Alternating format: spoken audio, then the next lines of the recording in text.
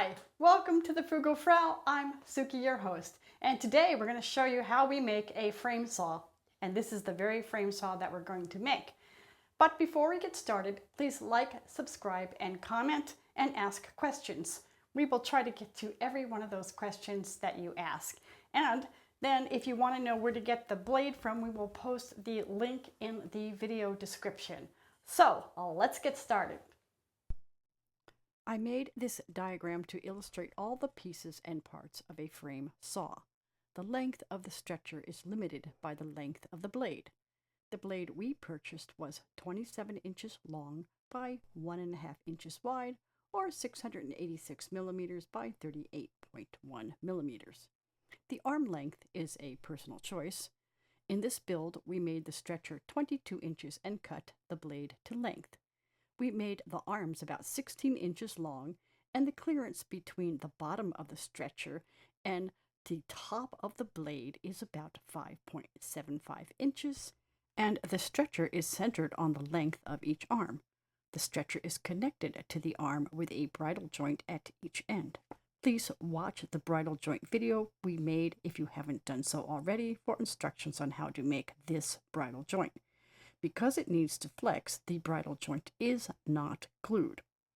Because as you can see from this diagram, if you tension the string, it will pull the bottom parts of the arm apart, and that is what tensions the blade so that it doesn't slip around, and the blade is secured to the bottom of each arm with a thumb screw.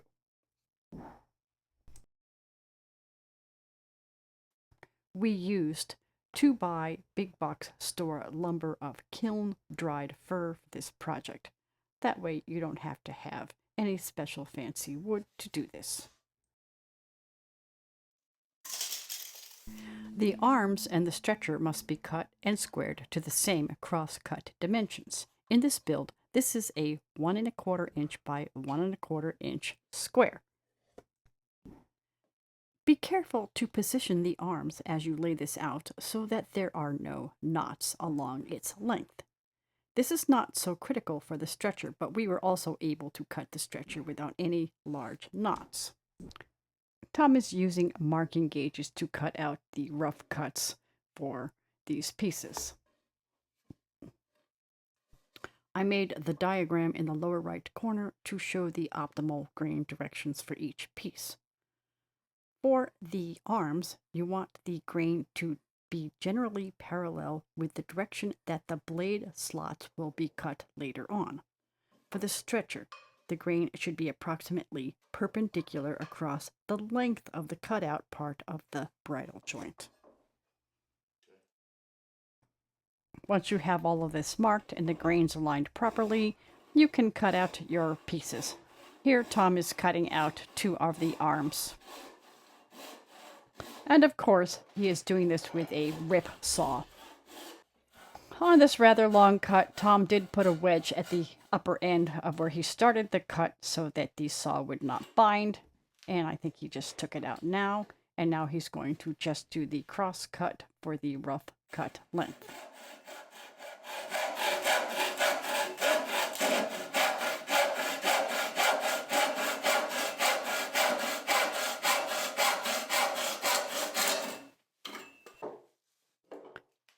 After rough cutting each of the arms and the stretcher, square off one edge.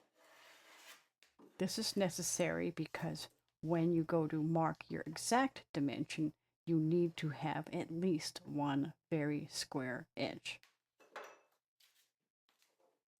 It is helpful to mark an S for square on each of the pieces once you have them square. That way you can mark the final dimensions all at once with your marking gauge so that when you cut them out, they will be exact. Always run the fence of the marking gauge along the side marked with that S so that your final pieces can be exactly square and of the same exact dimensions.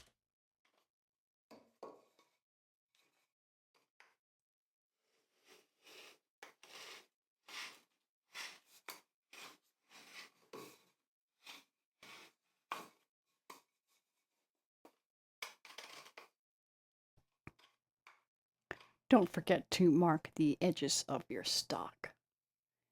And if you want to, you can make that line or the scratch darkened with a pencil, as Tom is doing here. To remove the waste, Tom is making a series of cross cuts to nearly the scratched marked line, and that way he can chisel away most of the waste. And that's quicker than trying to get it off with a plane, because it's about 1/4 of an inch of waste to remove.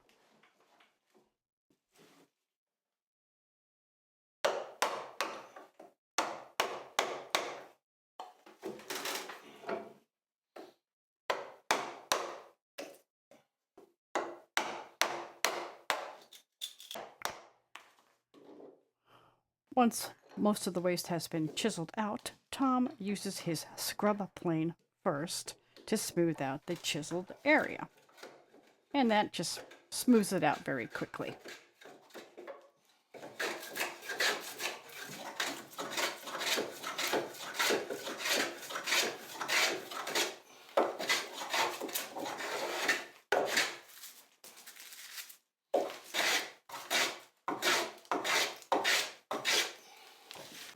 To complete the smoothing, Tom is using some of his other planes. Right here, he's using his large jack plane, and now he's switching to his smaller smoothing plane. The planes you use, of course, are your preference.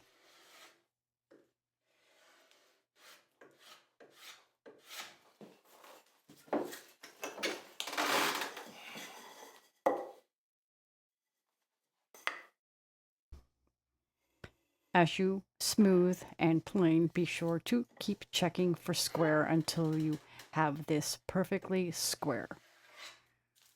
And of course, you will repeat this process with the other arm and the stretcher.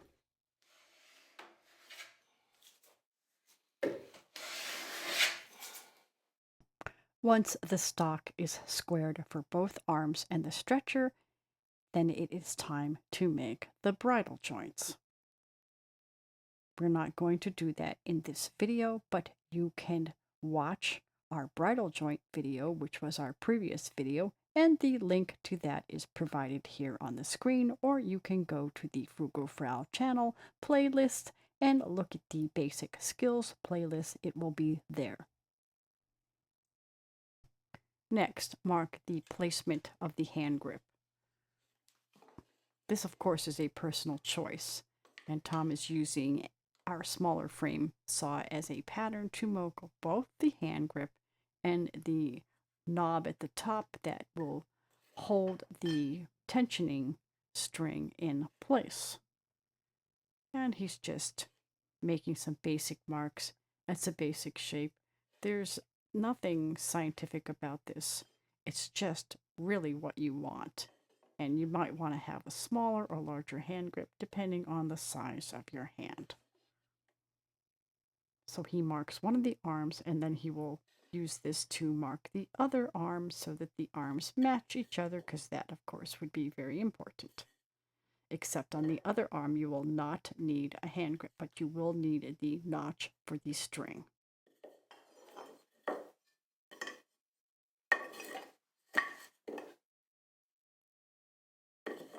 Once you have one face marked, just use a square to put the pertinent lines across the other faces so that they all line up.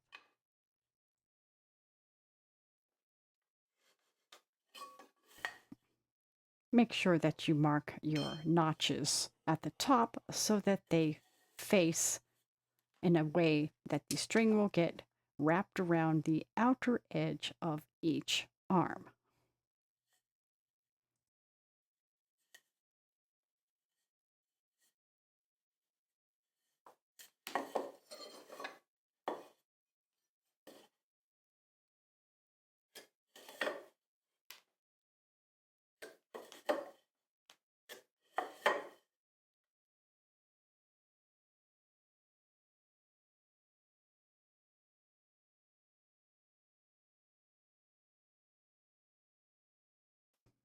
Tom is going to mark and cut the string tensioning notch first, and here he marked it, and he's making the top mark of that deepened with his knife, and then he's going to take his crosscut saw and he's going to cut down to the diagonal line that goes up to the other or lower end of the string tensioning notch.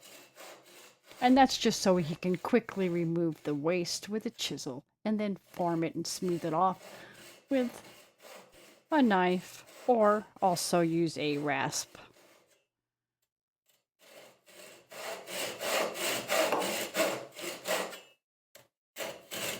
Tom is carefully chiseling out the area for the notch, and that very top piece at the head of the notch is something you want to be extra careful about so that you don't split that head off, because that head is very important to hold the string, the tensioning string that is in place.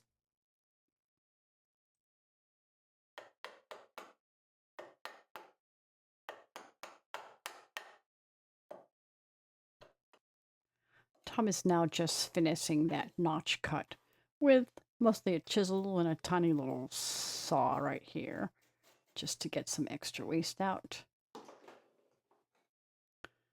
And he will continue to smooth it off with a chisel, shape it, and smooth off the corners and edges, probably with a rasp.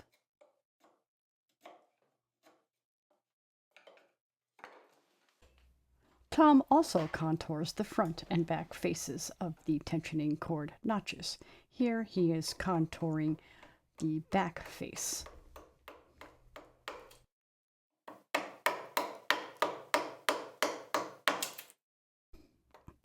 Here, Tom is contouring the front face notch. Note how the deepest part of the notch is on the outside edge of the arm.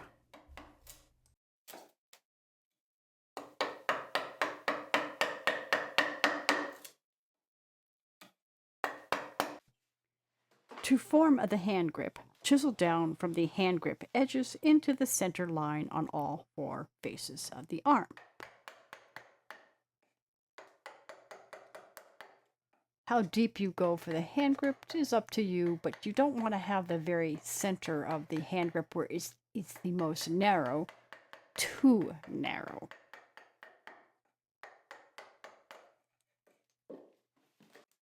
This is a close-up view of Tom chiseling down the other face of the arm. I think this is the opposite face from the first face.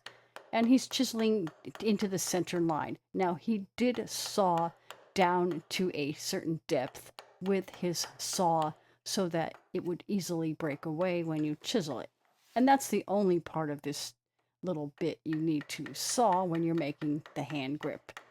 And you can do this on each of the four faces of the hand grip.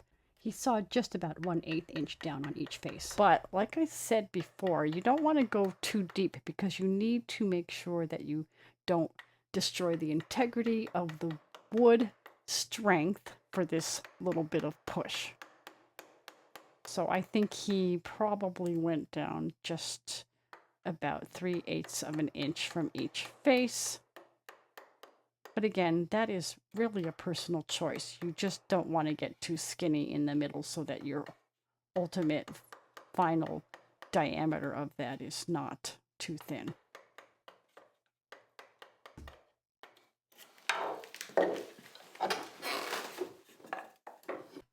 Tom is now marking the slot where the blade will be inserted. Make sure this mark is parallel to the sides of the arm. That will be the front and back faces of the saw. Now, you can mark the depth so that the teeth of the blade extend beyond the bottom of the arm, or so that they are totally concealed in the arm, and so that the exact bottom of the teeth are the bottom of the arm. We did it the former way because we like the teeth to be extended below the bottom of each arm. Also, center the slot so that it is centered across the depth or width of the bottom of the arm. Carefully saw the slot for the saw blade so that it is exactly perpendicular to the arm bottom and parallel to the arm sides. Repeat this on the other arm. The saw blade comes with pre-drilled holes at both ends. Center one of the pre-drilled holes on the pushing arm and mark the hole with a pencil. Be sure that the blade is properly aligned and positioned so that it will cut in the push direction. Line up the two arms as shown and draw a line across both arms and through the center of the marked hole position, and then mark the very center with a marking gauge, and then mark the other one. Now you're going to drill into that hole so that you can put your set screw in, and drill to a depth so that you drill through the slot but not through the arm. Now align the saw blade into the slots at each end. Line up the pre-drilled hole into the push arm with the hole you just drilled. Because the blade hole is smaller and we are using 1/4 by 20 thumb screws, Tom will use the 1/4 inch drill bit to enlarge the pre-drilled saw blade hole. And then he inserts the screw to hold it in there, and then he can line it up with the other arm and drill right through the saw blade, because at this point we're cutting the saw blade off, so there is no pre-drilled hole here. And then he can also mark on the very edge of the saw blade the length that he needs to cut the saw blade to. Just use tin snips to cut this saw blade. And you can see he's also marked with an arrow the saw blade cut direction. So that's the far direction from the push handle, so that it's always lined correctly. Gently tap it into the slot and screw the thumb screw in so that the blade is now secure.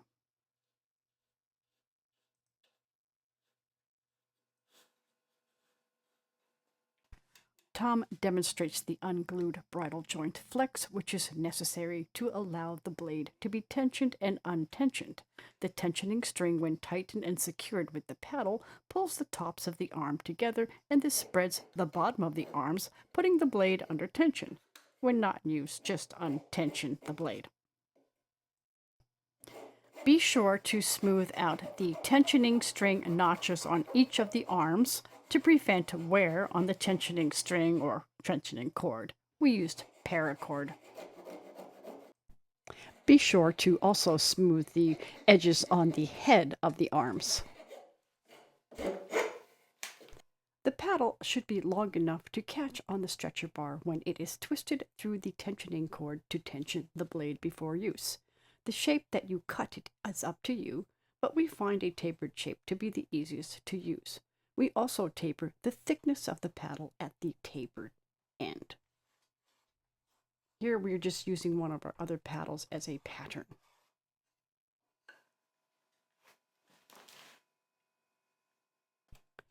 You could use a jigsaw to cut this out, but our preferred method is to cut down to the shape traced line with multiple cuts and then chisel the majority of the waste off. With practice, you can easily guide your chisel around curves. After cutting, smooth off all the edges so that it won't cut into the tensioning cord. Secure the tensioning cord with a Boyer's nut. This diagram shows how to actually tie the Boyer's nut. Leave enough tail so that you can wrap it 3 times, as you can see in the diagram. That is probably easier to see than what Tom is actually tying right here.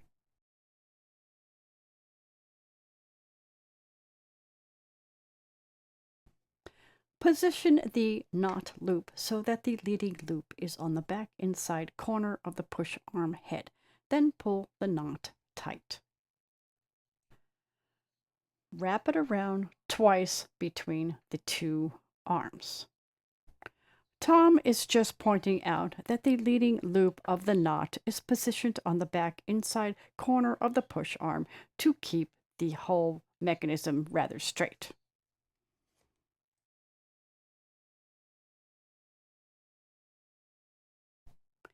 Wrap tape around the cord end to make cutting easier.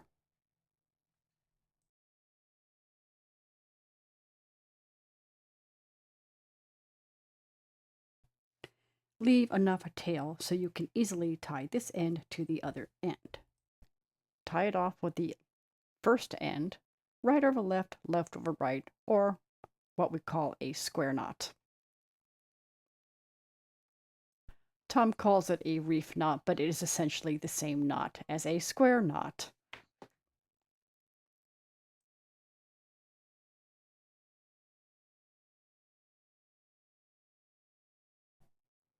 Now you can cut the end that's not cut, and then use a flame to secure the very cut ends so that they do not unravel.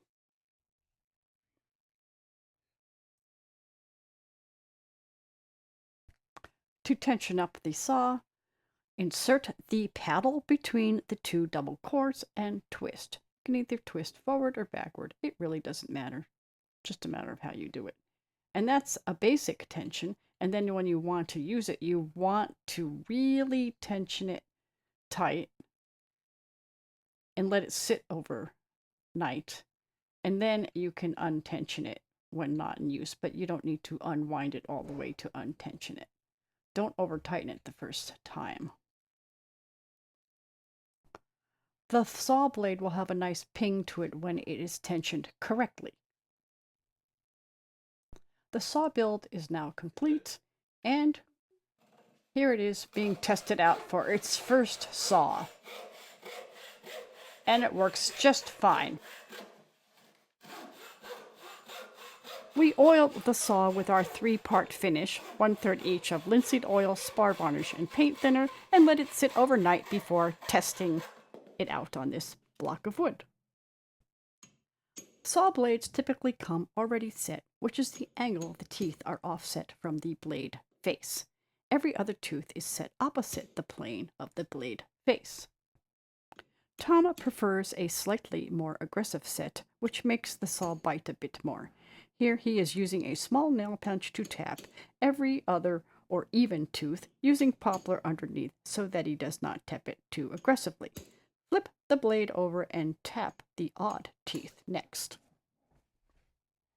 If you wanted an even more aggressive bite, then use softwood instead of a hardwood like poplar underneath as you tap. Blades get dull, so you will need to sharpen them. Sharpen the leading edge of the blade to the angle you desire using a small file, as you can see Tom doing here. Tom sharpens at approximately a 23 to 25 degree angle. And you can mark that on a piece of wood if you'd like, because he's using 2 pieces here to hold the blade secure while he sharpens. Tom uses a small triangular file for this purpose. He likes to file in one direction. But remember, if you do it this way, you will flip the blade around and then the leading edge is on the opposite side as I show in this diagram. So you'll have to file the opposite side because now that is the leading edge. Here is the saw all finished and pretty. I have bundled all of the diagrams into a single PDF file, and the link to download this is in the video description. Thank you for watching. Please like, subscribe, comment, and ask your questions in the comment section.